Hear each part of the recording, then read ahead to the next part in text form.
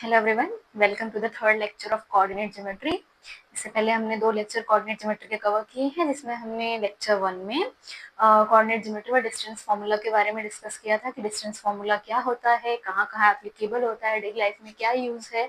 और उसमें हमने एनसीईआरटी की एक्सरसाइज भी कवर की थी, आई गेस 7.1 एक्सरसाइज।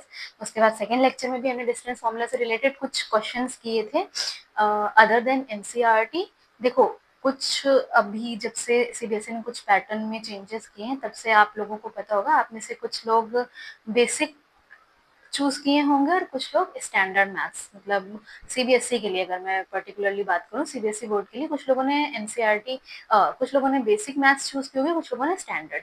तो जिन लोगों ने बेसिक की है उनके लिए एनसीईआरटी तक ठीक है ना। जिन्होंने बेसिक नहीं, स्टैंडर्ड मैथ्स ली है, उनके लिए जो मैं अदर देन एनसीईआरटी कराती हूँ वो ज्यादा इंपॉर्टेंट होगा, क्योंकि उनमें अलग टाइप से क्वेश्चन आते हैं, थोड़े टफ क्वेश्चन आते हैं। वो एनसीईआरटी से बाहर का भी पूछ सकते हैं, कॉम्पिटेंसी बेस्ड क्वेश्चन पूछ सकते हैं, तो वो कैसे सॉल्व करने हैं, उनका क्या अप्रोच रहेगा, वो कैसा करना है, वो भी मैं आपको साथ साथ करती रहूंगी। जैसे आज के लेक्चर में हम अभी सेक्शन फॉर्मूला के बारे में पढ़ेंगे, सेक्शन फॉर्मूला क्या होता है और कहाँ कहाँ एप्लीकेबल है, एंड उसमें जो एनसीईआरटी एक्सरसाइज है। आज के लेक्चर में हम एनसीईआरटी वाला पोर्शन करेंगे।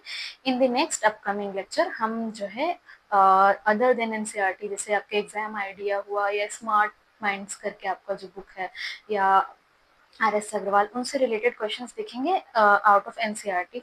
ये ज्यादा जरूरी स्टैंडर्ड मैथ्स वालों के लिए है। आप में से जिन बच्चों ने भी स्टैंडर्ड मैथ्स चूज की है, उनके लिए जो है वो वाला लेक्चर और भी इंपॉर्टेंट रहेगा। पहले लेक्चर में तो आप बेसिक सीखोगे कैसे अप्लाई करना है। देखो, सेक्शन फॉर्मूला अगर मैं ऐसे कहूँ तो एक फॉर्मूला है, just m1x2 plus m2x1 upon m1 plus m2, m1y2 plus m2y1 upon m1 plus m2। ऐसे सिर्फ एक फॉर्मूला है, बट उस फॉर्मूले से अलग अलग टाइप के क्वेश्चंस बनते हैं, वो उनको अप्लाई कैसे करना है। और अभी जैसे अभी तो आप करते हो, तो आपको पता है 7.1 में डिस्टेंस फॉर्मूला लगेगा, 7.2 में सेक्शन फॉर्मूला लगेगा, बहुत इजी है, कर लेंगे। बट एग्जाम में, पेपर में क्वेश्चंस एक साथ आते हैं, तो आपको कैसे आइडेंटिफाई करना है कि यहाँ डिस्टेंस फॉर्मूला लगाना है या सेक्शन फॉर्मूला लगाना है। अगर सेक्शन फॉर्मूला लगाना है तो किस तरीके से लगाना है, किस रेशियो में लाइन डिवाइड कर रही है, क्या है, ये सारी चीजें आपको पता होनी चाहिए। वो तभी पता होंगे तो आपको बेसिक्स क्लियर होगा। तो बेसिक जो है, जो मैं पहले अभी इस वीडियो में बताऊंगी आपको, वो सबके लिए ही एप्लीकेबल, मतलब जब आप उसको कर लोगे तब आप स्टैंडर्ड मैथ्स पे जा सकते हो, है ना। तो इसलिए ये वाला लेक्चर तो सबके लिए ही इम्पोर्टेंट है, चाहे वो बेसिक का स्टूडेंट हो, चाहे वो स्टैंडर्ड का हो। ठीक है, तो चलो टॉपिक स्टार्ट करते हैं विद सेक्शन फॉर्मूला। ओके,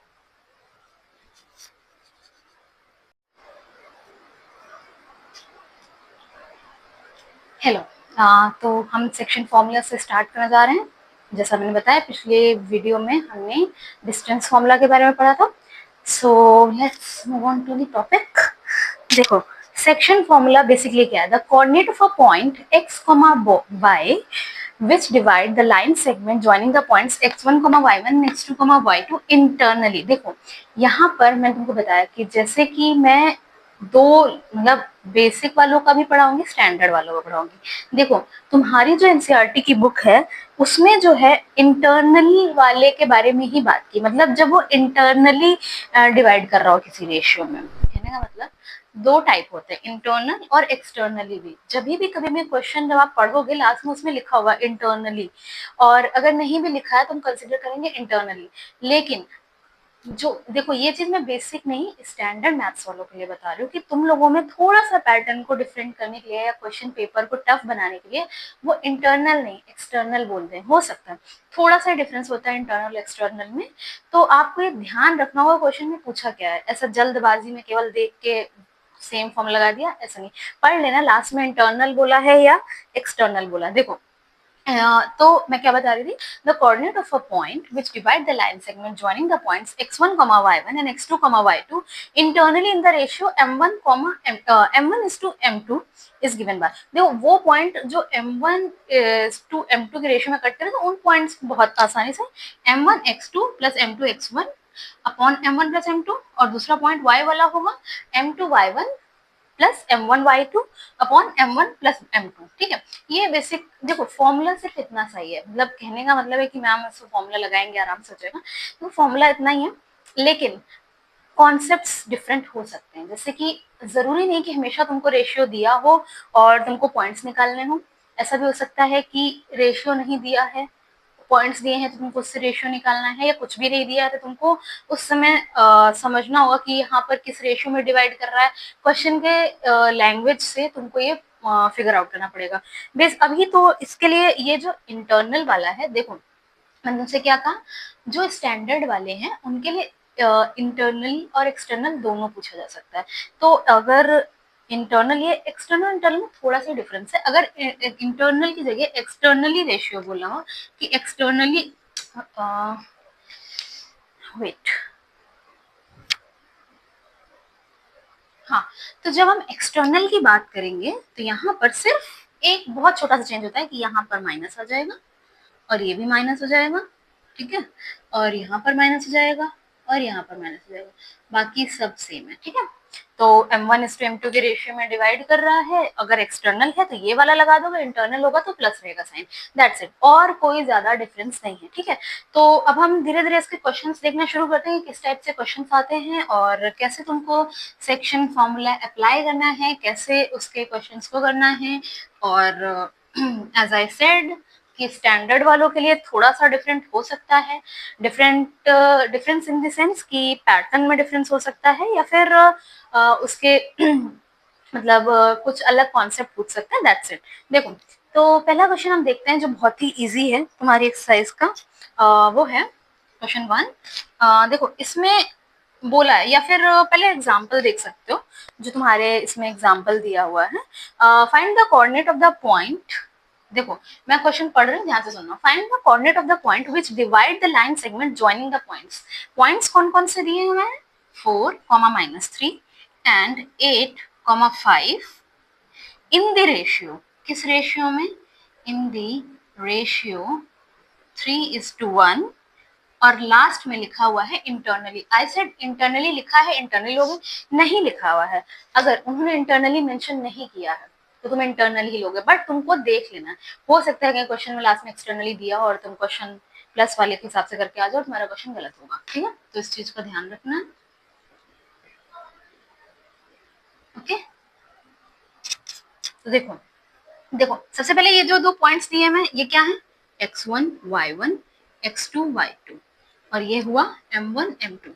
देखो कई सारी ऐसी छोटी छोटी बातें हैं जिनसे मिस्टेक्स हो सकती हैं और जिनको ना करने से, जिनको सही से करने से मिस्टेक्स नहीं होंगी। आप इजीली 3 घंटे में आपको पेपर करना होता है और जल्दबाजी में इधर उधर में बहुत गलती होती है। तो एक छोटी सी बात, जब ये पॉइंट्स तुमको दिए हों उसमें अपने आप x1 y1 x2 y2 लिख लो।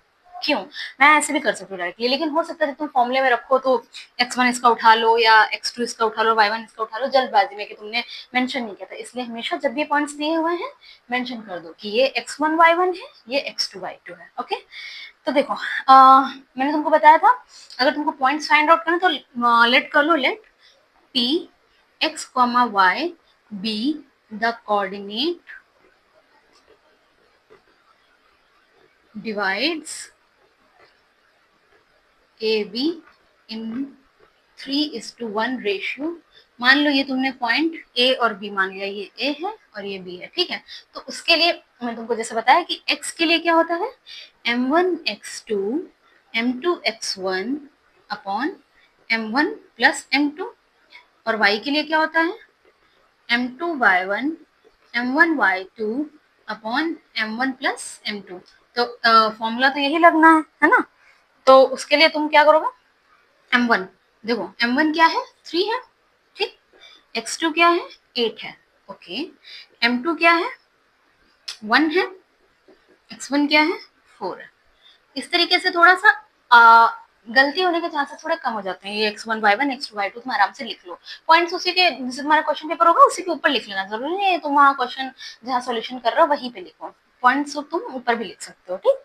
तो m1 + m2 यानी m1 + m2 1 + 3, ठीक, ये हुआ x, सिमिलरली y m2 यानी कि 1 × y1 -3 प्लस m1 यानी 3, y2 यानी कि y2 यानी कि 5 अपॉन 1 + 3, ठीक है। इससे क्या होगा, x is equal to 3 8 24, 4/4, y है -3 + 15/4, ठीक, 4 + 24 28, 28 divided by 4, y 5 - 3 sorry 15 - 3 12, 12 divided 4, तो ये हो गया 3 और ये हो गया 7। तो p जो पॉइंट होगा वो होगा 7,3, ठीक। तो इस तरीके से तुमको फाइंड आउट करना है कि कौन से पॉइंट्स होंगे, ठीक है। ऐसे तुमको जस्ट वैल्यूज पुट आउट करनी है और बता देना, ठीक। ये तो बहुत सिंपल सा क्वेश्चन था कि जहां पर तुमको रेशियो दिया था, पॉइंट्स फाइंड आउट करने थे। अब देखो हम नेक्स्ट देखेंगे कि हो सकता है जहां पर तुमको पॉइंट्स दिए हुए हो रेशियो बताना हो, ठीक है। वो भी कोई बहुत बड़ी बात नहीं है, कंपैरिजन करके तुम आसानी से ये चीज बता सकते हो। चलो देखते हैं। देखो नेक्स्ट जैसे एग्जांपल दिया है, in what ratio does the point, इसमें पूछ रहा है रेशियो। देखो क्वेश्चन को पढ़ते हुए ही तुमको पहले ये समझना है पूछ क्या रहा है। आधे बच्चे तो ये नहीं समझ पाते क्वेश्चन में पूछ क्या रहा है। मैथ्स कुछ टफ नहीं है, अगर तुम इजिली समझ लो कि क्वेश्चन कहना क्या चाह रहा है और फॉर्मूले तो तुमको पता ही है, तो मैथ से इजी सब्जेक्ट कोई नहीं है, अगर अच्छे से तुमको पढ़ाने और समझाने वाला इंसान है और तुम में समझने का जी है तो। ओके, तो देखो क्वेश्चन कह रहा है इन व्हाट रेशियो डज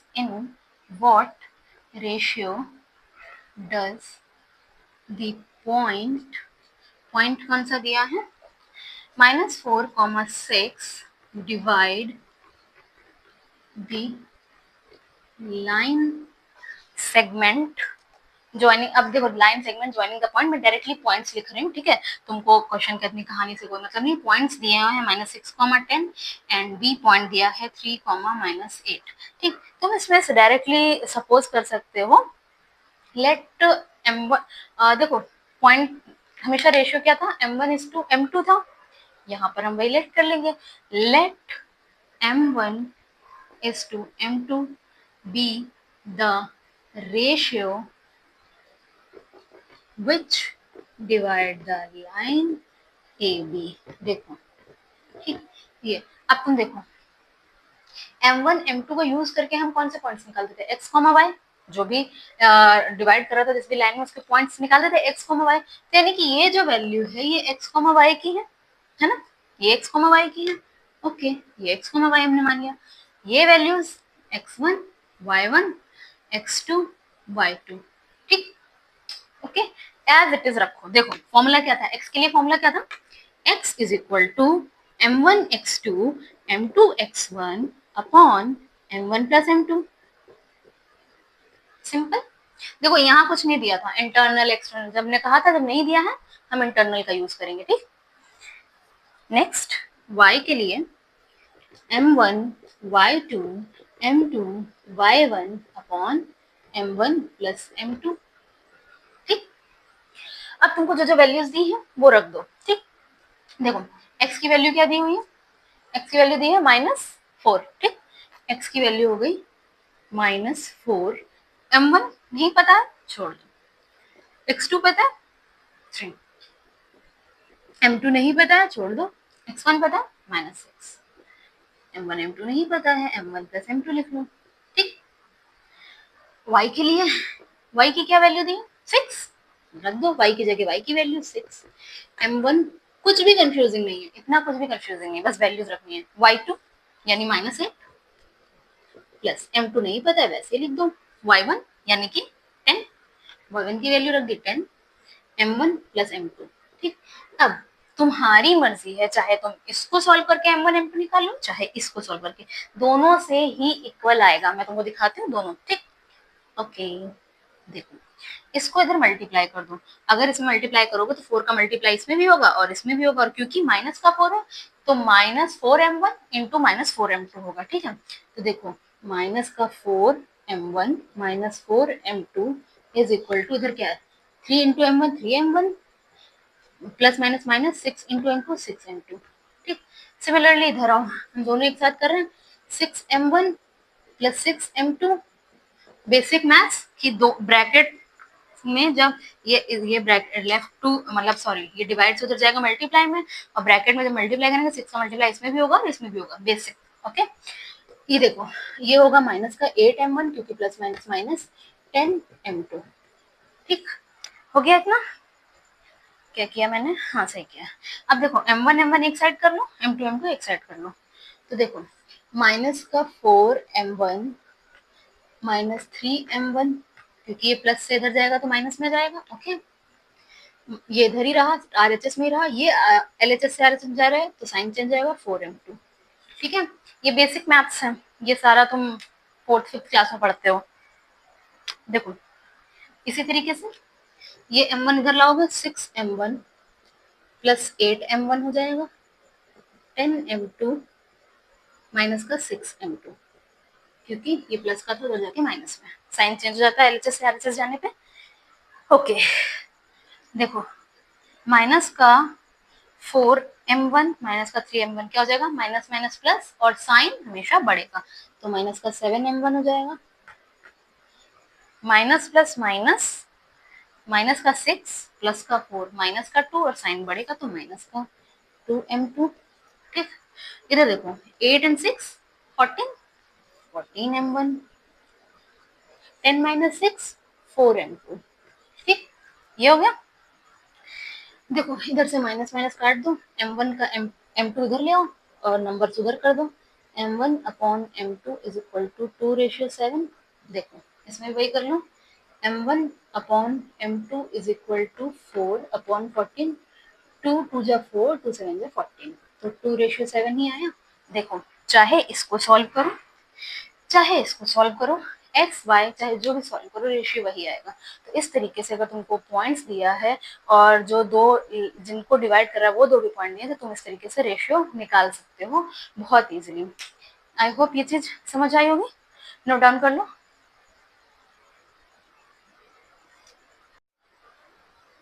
देखो ये जो क्वेश्चन दिया हुआ है, find the coordinate of the point of try section of the line segment joining 4, -1 and -2, -3।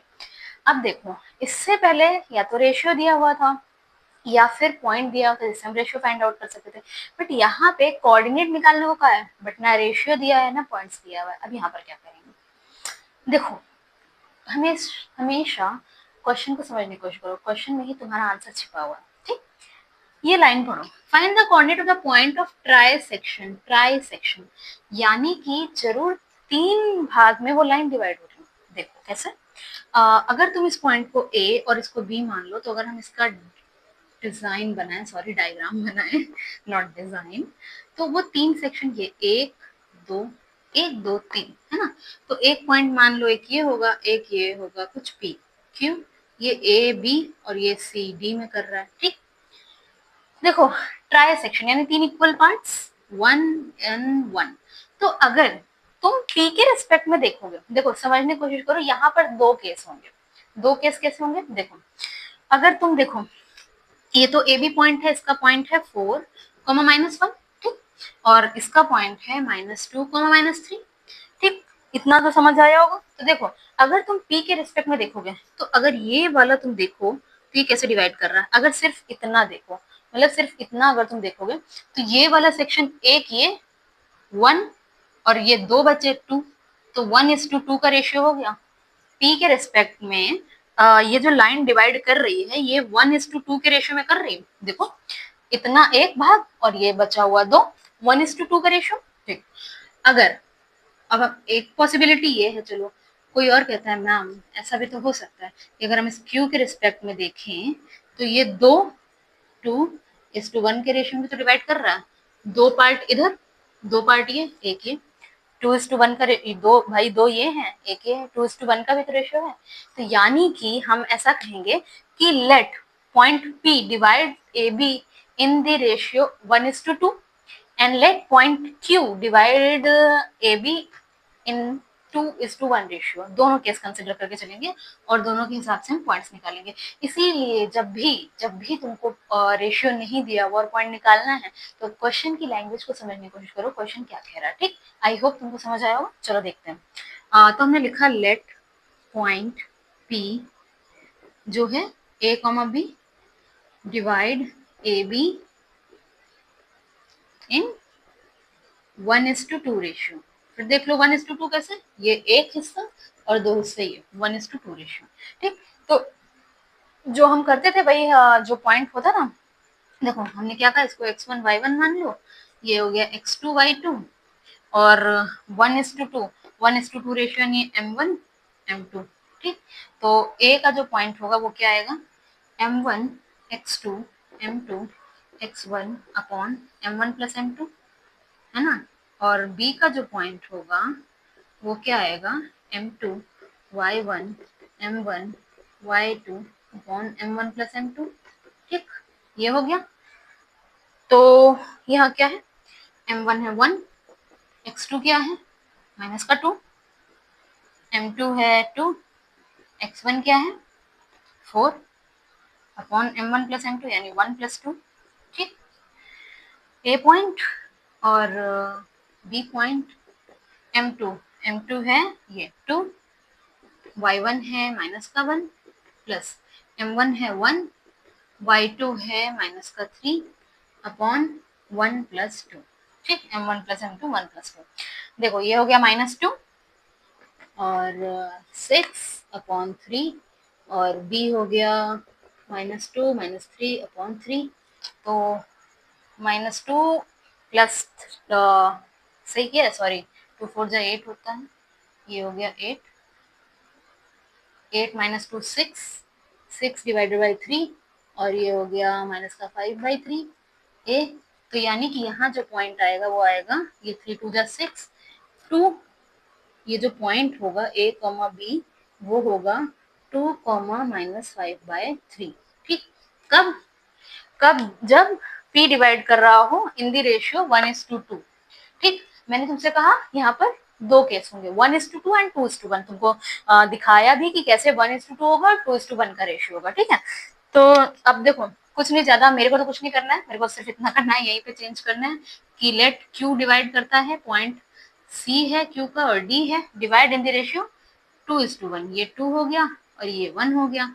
अब बस हमको m1 m2 की वैल्यू चेंज करनी है, यहाँ c कर लिया, यहाँ मैंने d कर लिया, यहाँ पे c। अब देखो x2 x1 की वैल्यू तो सेम है, m1 m2 की वैल्यू बदली है, m1 की जगह 2 कर लो, m2 की जगह 1 कर लो, है ना। और नीचे वाला तो सेम रहेगा, m2 की जगह 1 कर लो, m1 की जगह 2 कर लो, बस मेरे को इतना ही करना है। तो 2 2 -4 और ये हो गया प्लस का 4, यानी ये है माइनस का 4 और ये है प्लस का 4, नीचे तो वही रहेगा, और ये है माइनस का 1 और और ये है माइनस का 6। ठीक, तो -4 + 4 यानी 0, ये तो डायरेक्टली 0 हो जाएगा, और ये हो जाएगा b is equal to minus का 7/3। ठीक, तो अभी सॉरी b नहीं है, ये d है, c और d है। तो दूसरा पॉइंट जो आएगा वो आएगा, यहाँ पे इसको a b c d कर लो, ये c और d। दूसरा पॉइंट जो आएगा वो 0, -7/3। तो इस तरीके से इसके दो पॉइंट्स आएंगे, क्योंकि हम एग्जैक्टली नहीं कह सकते क्या रेशियो रहा होगा। एक बार हमने 1:2 बता दिया, एक बार 2:1 का रेशियो बता के ट्राई सेक्शन हो तो ऐसा ही होगा, और उस हिसाब से इसके दो पॉइंट आएंगे। एक हमने निकाला था 2, -5/3 और दूसरा है 0, -7/3। ओके, आई होप समझ आया होगा। चलो नेक्स्ट देखते हैं।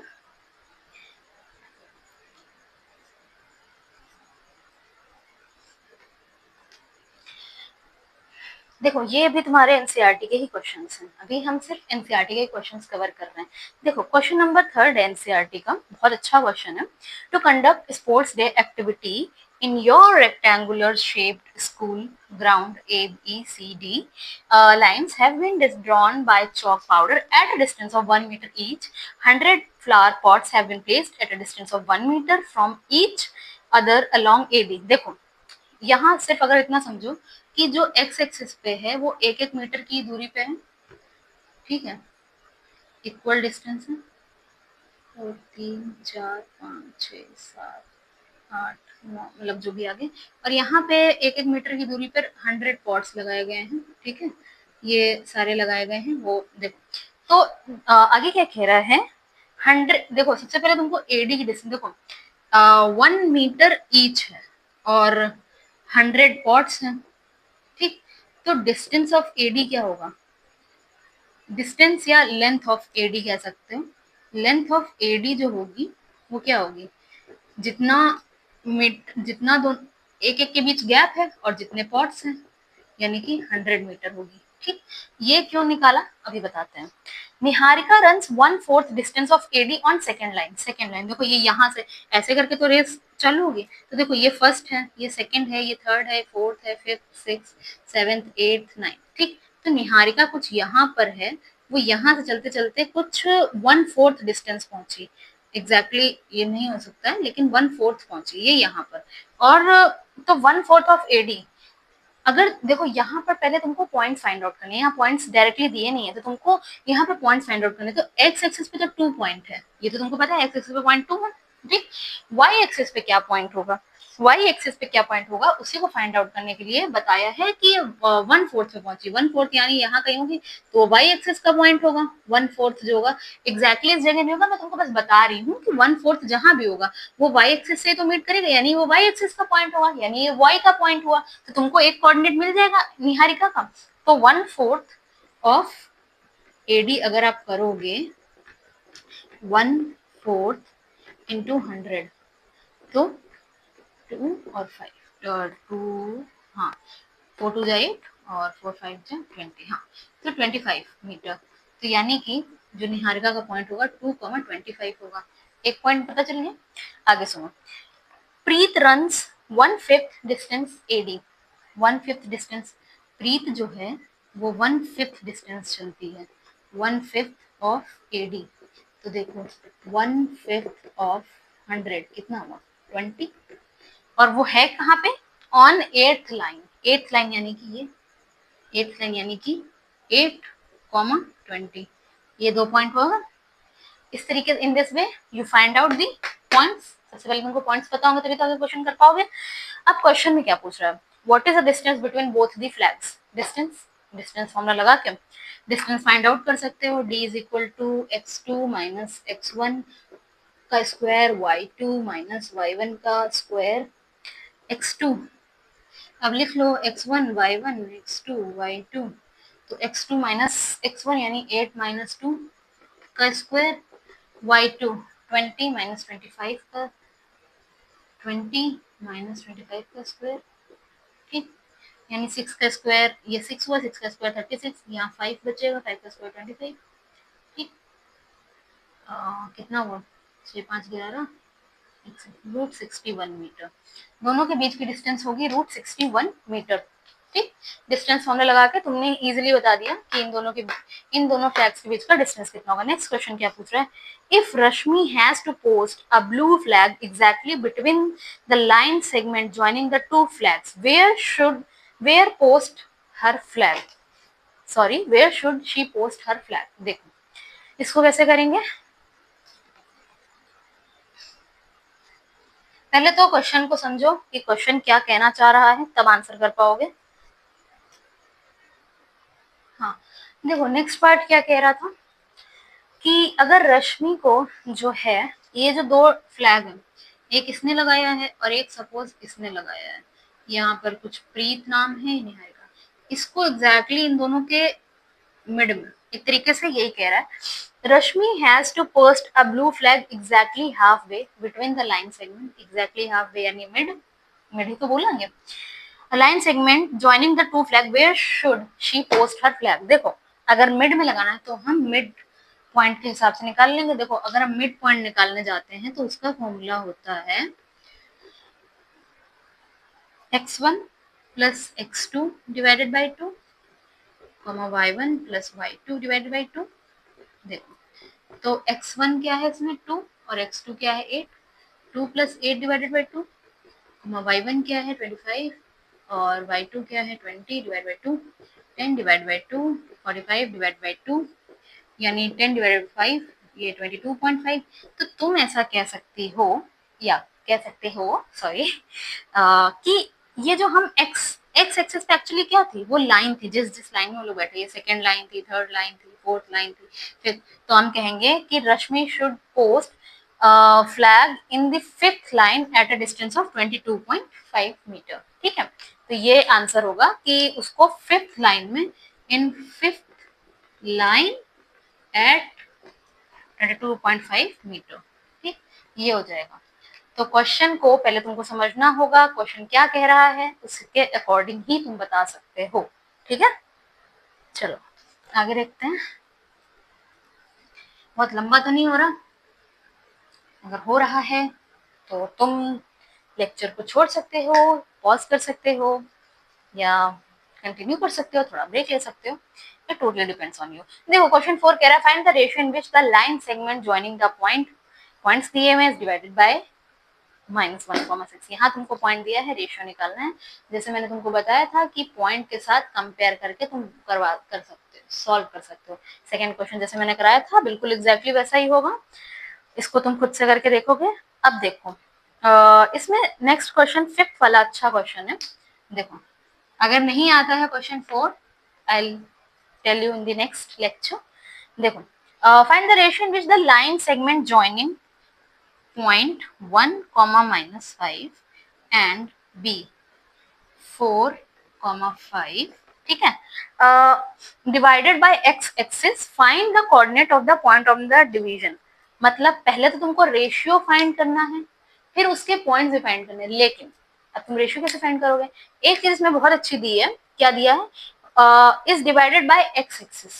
x एक्सिस से डिवाइड कर रहा है, x एक्सिस से डिवाइड किया जा रहा है, मतलब वहां y कोऑर्डिनेट 0 होगा। ओके, तो जो पॉइंट है वो ये होगा कि x, 0 है ना, उससे जब वो x एक्सिस से डिवाइड कर रहा है तो वहां हमेशा ध्यान रखना, अगर x से डिवाइड कर रहा है तो y 0, y एक्सिस से डिवाइड कर रहा है तो x 0।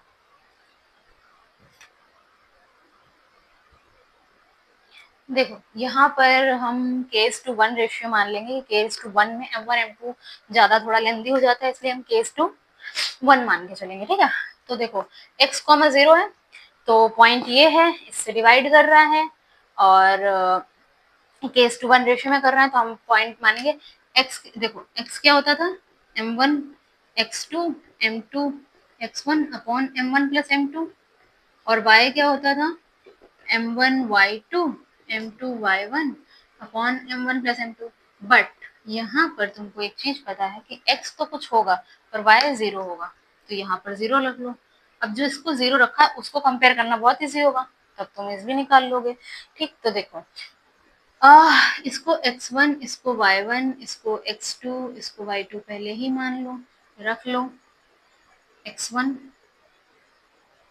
देखो k रेशियो 1 माना है तो k इंटू x2 यानी -4, m2 1 माना है, x1 1 upon k plus 1 0, m1 k y2 5 1 y1 minus का 5 k प्लस 1।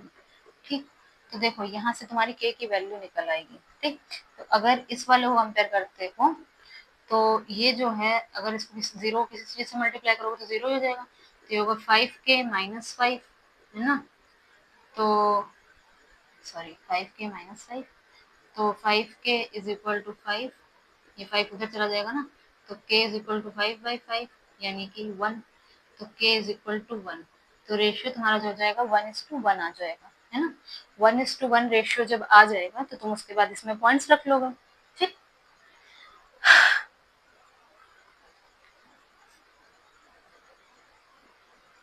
देखो रेशियो जो तुमने माना था, तो यहाँ से अगर तुम देखोगे तो रेशियो क्या हो जाएगा 1:1, के की वैल्यू जब यहाँ रख दोगे तो रेशियो हो गया 1:1। ठीक, अब देखो इसको करने की कोई जरूरत नहीं, क्योंकि फिर आगे चल के ये मतलब यहाँ तो एक्स अननोन था ना, हमेशा ध्यान रखना जो 0 उसके इक्वल में रखना, तो यहाँ आसानी से तुम के की वैल्यू फाइंड आउट कर सकते हो।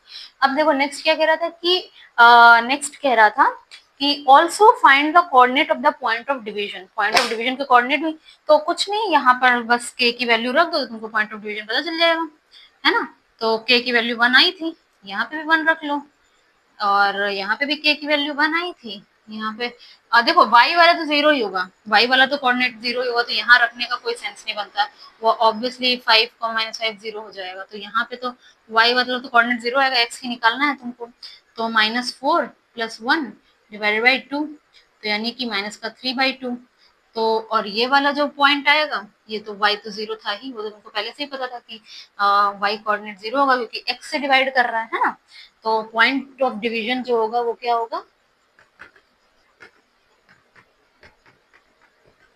-3, 2, 0, ये पॉइंट्स हो जाएंगे, ठीक है। नेक्स्ट क्वेश्चंस हम नेक्स्ट क्लास में करेंगे। आई होप इतना आपको समझ आया होगा, अच्छे से समझ लो, देख लो, अगर कोई भी डाउट है कमेंट करो, I tell you again and again. I hope आपको ये वाला सेशन अच्छा लगा होगा, समझ आया होगा। Thanks for watching.